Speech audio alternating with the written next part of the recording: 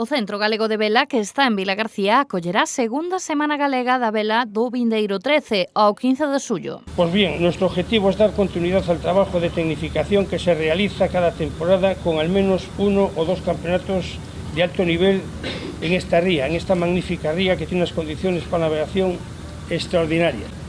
Nuestra intención es clara, queremos fomentar la participación de los regatistas en estas pruebas con este nuevo aliciente.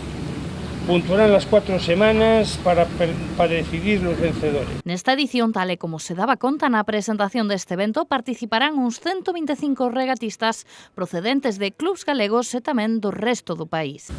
A día de hoy ya contamos con unos 90 barcos inscritos de 13 clubes náuticos de toda la península ibérica para pelear por los títulos Copa Galicia de Optimis, 420, Láser, Gorian, Tabla Vela, además de poner en juego el Campeonato Ibérico de FIN, que tenemos aquí al secretario de la clase, compañero de directiva, y la regata local de Radio Control, una modalidad espectacular.